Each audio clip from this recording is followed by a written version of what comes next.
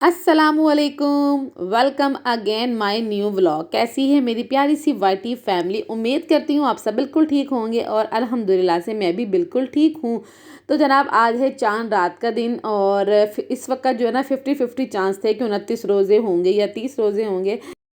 लेकिन as usual के इस बार भी जो है ना 29 रोज़े हुए हैं। मुझे पिछली चांद रात भी याद है, जो अचानक वाली चांद रात हुई थी, पौने 11 या पौने 12 बजे के करीब ऐलान हुआ था। तो इस बार भी ऐसा कुछ ना हो जाए, तो जितनी भी जो ज़रूरी तैयारी थी मैंने कहा मैं आज कर लेती हूँ। हस्बैंड जो है ना वो इफ्तार के बाद चले गए थे क्योंकि उनकी दोस्तों की थी आपस में कुछ दावत आज के दिन की, तो वो चले गए थे दावत में ही। तो फिर अब पीछे रह गए मैं और बच्चे, तो मैंने फटाफट बच्चों को खाना वगैरह खिला दिया था। इधर जो है ना ये मैंने चावल भिगो के रख दिए कि सुबह जो है ना मैंने बनानी है खीर, और इंशाल्लाह सुबह ईद पे जो है ना मैं डब्बे वाली खीर नहीं बनाऊंगी, मैं बनाऊंगी ये चावलों की खीर जो कि बहुत यम्मी बनती है घर की। थोड़ी मेहनत लगती है इसमें लेकिन ये बहुत अच्छी बन जाती है ये। और इधर जो है ना बस अब छोटे वाले बेटे को सुला दिया था। अरमिश और हसन रह गए थे, तो अरमिश को मैंने कहा बेटा चलो मैं आपको मेहंदी लगा देती हूँ। पहले तो मैंने कोशिश की थी कि बच्चे सो जाएं और जब सब सो जाएंगे तो मैं अरमिश के हाथों में मेहंदी लगा दूंगी। लेकिन अरमिश ने बस जब एक दफ़ा पता लग गया ना कि आज मेहंदी लगानी, तो अरमिश को तो फिर नींद ही नहीं आई खुशी से। तो फिर मैंने कहा चलो आ जाओ। और ये टाइम आई थिंक था कुछ 10:30 से 11 बजे का टाइम था जब मैं अरमिश को लगा रही थी मेहंदी। और हसन की भी अब स्कूल की छुट्टियां हो गई हैं 1 वीक की। अब मंडे से हसन ने स्कूल जाना है, तो हसन इस टाइम तक जाग रहा था। अदरवाइज हसन को मैं बहुत जल्दी सुला देती हूँ। और इधर जो है ना मैं अरमिश को मेहंदी लगा रही थी, तो मुझे वो टाइम याद आ गया। शादी से पहले जो है ना मैं अपनी सारी कज़नों को, मामियों को, खालाओं को मैं ही मेहंदी लगाया करती थी। आज से तकरीबन नहीं तो कोई 8 से 7-8 साल पहले की बात है। तब मेहंदी जो है ना मैं फिर भी बेहतर लगा लिया करती थी। आज जब मैं मेहंदी लगा रही थी तो मुझे समझ ही नहीं आया मैं क्या डिज़ाइन लगाऊँ बच्ची को। लेकिन खैर जैसी भी आती थी मैंने लगा दी और मेरी बेटी बहुत खुश हो गई। अरमिश को फिर मैंने कहा बेटा अब आप लोग एक साइड पे थोड़ी देर बैठ के अपनी मेहंदी खुश कर लो और मैं जो हूँ ना कुछ टाइम अब अपने आप को दे दूँ। और काफ़ी दिनों से मैं कोशिश कर रही थी कि मैं ये पैक लगा लूँ पर मैं लगा ही नहीं पा रही थी। और ये बहुत अमेजिंग सा एक फेस पैक है जो मैं आपके साथ शेयर कर रही हूँ, और इसके रिज़ल्ट बहुत अच्छे हैं, बहुत अच्छे, बहुत ही अच्छे, और बहुत बेनिफिट ये मार्क्स हैगा। आप इसको ज़रूर ट्राई कर सकती हैं। अच्छा जी, एक बात मैं आपको और बता दूं कि ये जो मास्क है ये मुझे मेरी एक बहुत अच्छी फ्रेंड ने बताया था। उसका नाम है आयशा, और वो इस तरह की जो है ना चीज़ें होम रेमेडी बहुत ज़्यादा ट्राइयाँ करती है, बहुत ज़्यादा। तो जिसके रिज़ल्ट अच्छे हों तो वो शेयर भी करती हैगी। तो उसने उसको जब से पता लगा है कि मेरा चैनल है और मैं ब्लॉगिंग करती हूँ, तो उसने मुझे बताया था कि ज़ेबा मेरे पास कुछ ऐसी होम रेमेडी हैं जो मैं ट्राइयाँ करती हूँ और उसके रिज़ल्ट जो है ना वो अमेजिंग और अमेजिंग वाले हैंगे।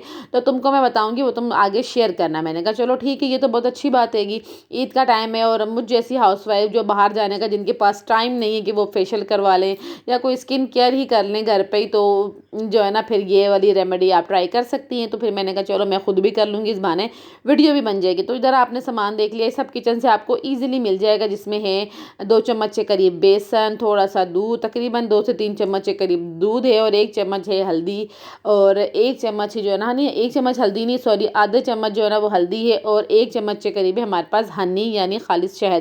वैसे जो भी मिल जाए चल जाएगा, लेकिन खालिश हो तो उसके जो है ना रिजल्ट और भी अच्छे होते हैं।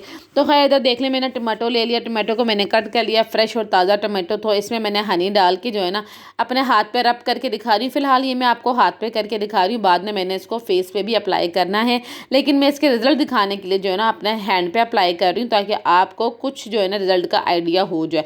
तो इधर देखिए, इधर जो है ना 4 से 5 मिनट के लिए जो है ना आपने अपनी स्किन पे जो है ना इसकी क्लींजिंग करनी है, जिससे आपकी स्किन की जो डेड स्किन होगी ना वो बिल्कुल रिमूव हो जाएगी, और जो टैनिंग होगी ना वो भी थोड़ी थोड़ी रिमूव हो जाएगी। अच्छा जी, होम रेमेडी का और फेशियल हो या कोई भी चीज़ हो, इसका मतलब ये नहीं होता आपकी स्किन जो है ना वो उतर के एक नई स्किन आ जाएगी, ऐसा कुछ भी नहीं होता। थोड़ा टाइम लगता है रिपेयरिंग होने में, और एकदम जो है ना कुछ भी नहीं होता। हाँ ये है कि आपको एकदम से ग्लोइंग जो है ना स्किन ज़रूर फील होती है। तो इधर देखिए 2 चम्मच जो है ना मैंने बेसन ले लिया, और बेसन तो वैसे ही बहुत अच्छा है और मेरी स्किन को बहुत सूट करता है, क्योंकि मेरी स्किन बहुत ज़्यादा ऑयली और एक्नी वाली है। मेरी एक्नी जो है ना वो शादी से पहले भी बहुत ज़्यादा थी, और डॉक्टर कहते थे भाई हार्मोन जब शादी के बाद कुछ चेंज होंगे तो ये एक्नी जो है ना ऑटोमेटिक ख़त्म हो जाएगी। बट खैर ऐसा कुछ भी नहीं हुआ, ये सारे जो है ना बस बातें ही होती हैं, ऐसा कुछ भी नहीं हुआ। मेरी तो स्किन जो है ना जैसी थी अभी तक वैसी ही, अभी तक मुझे स्टिल एक्नी निकलती है बहुत ज़्यादा। जब मैं कोई स्पाइसी चीज़ें खा लूँ या कुछ भी इस तरह का खा लूँ तो मुझे फ़ौरन एक्नी निकल जाती है ये। और मेरी ऑयली स्किन भी बहुत ज़्यादा है, तो मैं इसके लिए कोई क्रीम वगैरह भी कुछ भी यूज़ नहीं करती, मैं जस्ट होम रेमेडी ही ट्राई करती हूँ। और ज़्यादातर क्या होता है, नॉर्मल डेज़ में जो है ना मैं बेसन में थोड़ी सी कॉफ़ी मिला के जो है ना फिर इसका पेस्ट बना लेती हूँ दूध डाल के, और फिर इसको जो है ना मैं अपने फेस पे अप्लाई कर देती हूँ। तो मुझे ऐसा लगता है मेरी स्किन थोड़ी फ्रेश हो गई है। अच्छा, जब ये मैंने फेस मास्क अप्लाई किया, यकीन करें मतलब मैंने अपने हस्बैंड से फीडबैक लिया, मैंने कहा मुझे बताएं मेरी स्किन पे कुछ फ़र्क आया। तो उन्होंने कहा हाँ तुम्हारी स्किन जो है ना काफ़ी फ्रेश लग रही। तो ये वाकई बहुत अच्छा रिजल्ट है इसका, आप इसको एक दफ़ा ज़रूर ट्राई कर सकते हैं।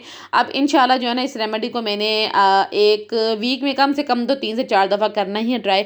अब आप देख सकते हैं सामने रिजल्ट मेरे एक हाथ पे कितनी टैनिंग सी फील हो रही है और कितना डल डल लग रहा है, और दूसरा हाथ आप मेरा देख लें फ्रेश हैगा और ग्लो कर रहा है। ये सेम रिजल्ट आपके सामने हैगा, और एकदम से जो है ना अब आपकी स्किन तो हम उतर नहीं सकती कि नई वाली स्किन आ जाए, ऐसा तो होता नहीं। अब आप इसको ट्राई करते रहेंगे तो इंशाल्लाह बेहतर से बेहतर रिजल्ट आपको देखने को मिलेंगे। अब मैं बाकियों की तरह ये नहीं बोल सकती कि आप ये वाला फेस पैक लगा ले रातों रात आप गोरे चिट्टे हो जाएंगे, आपकी सारी प्रॉब्लम फेस की जो है ना वो हल हो जाएंगी। तो ऐसा कुछ भी नहीं होता, ये कोई जादू मंत्र तो है नहीं कि आप एक दफ़ा लगाओगे तो सब कुछ जो है ना अच्छा हो जाएगा। थोड़ा टाइम लेता है, आप ये यूज़ करें इंशाल्लाह। मैं भी यूज़ करूँगी, मैं भी आपको फीडबैक देती रहूँगी, और आप भी मुझे लाजमी फीडबैक दीजिएगा कि आपको ये मास्क कैसा लगा। तो जनाब आज थी चांद रात, तो जैसे कि मैंने बताया था कि अब जो है ना बस बच्चों की तैयारी थोड़ी सी करके रखनी चाहिए ताकि सुबह का टाइम जो है ना मुझे ज़्यादा काम ना करना पड़े। और किचन का तो मैं सारे काम ऑलमोस्ट ख़त्म कर चुकी थी। अब बच्चों के कपड़ों में जो है ना मैंने इलास्टिक डाल दी थी, और ये भी शुक्र एक दिन पहले जो है ना दर्जन से मैं सारे कपड़े ले आई थी। अब इधर जो है ना मैंने बस अर्मिश के कपड़े जो अर्मिश के कपड़े तो खैर रेडीमेड थे, उसको मैंने बस प्रेस करने थे, और बस हसन हुसैन के कपड़ों में मैंने इलास्टिक डाल दी, उनकी बनियानें निकाल के रख दी, और फिर जो है ना मैंने इनको प्रेस करने के लिए बैठ गई थी। हस्बैंड के कपड़े और मेरे कपड़े अभी तक दर्जन के पास से नहीं आए, आई थिंक सुबह आ जाए या फिर हस्बैंड ही आते हुए ले आए, क्योंकि अभी तकरीबन आई थिंक रात के कोई 11 तो ये बज ही गए थे। इधर जो है ना सारी मेरी तैयारी हो गई, मैंने बच्चों के कपड़े रख दिए निकाल के, सब कुछ सामने बेड पे फैला दिए ताकि सुबह जो है ना मुझे इतनी मुश्किल ना हो। और इनकी जब मैं देख रही थी ना इनकी सैंडल कितनी प्यारी जो है ना लाइटिंग कर रही थी मोबाइल में, और हालांकि ये लाइटों वाली नहीं थी, ये एक डिज़ाइन ही था, बट ये बहुत प्यारी सी जो है ना लाइटिंग मार रही थी। तो खैर इधर अर्मिश के कपड़े भी प्रेस कर दिए, चूड़ियाँ, अर्मिश की सैंडल, अर्मिश का पर्स, सारा कुछ जो है ना मैंने निकाल के रख दिया ताकि मुझे मुश्किल ना हो सुबह के टाइम इसमें कि भाई कौन सी चीज़ कहाँ रखी है, ढूंढने में परेशानी ना हो। तो बस अब जो है ना ये काम हो गया था, अब मुझे बच्चों को सुलाना था और मैं चली गई फिर रूम में। इधर तकरीबन मुझे आधा एक घंटा लगा था, आधा एक घंटा भी नहीं, आती 15-20 मिनट लगे थे। मेरे बच्चे अल्हम्दुलिल्लाह आराम से सो गए थे क्योंकि बहुत थक गए थे। अर्मिश मेरी इतनी प्यारी सी मेहंदी लगा के सोई थी, तो अर्मिश को देख के मुझे अपना बचपन याद आ गया, मैं भी ऐसी मेहंदी लगा के सो जाया करती थी, फिर हाथों का कुछ ये हाल होता था।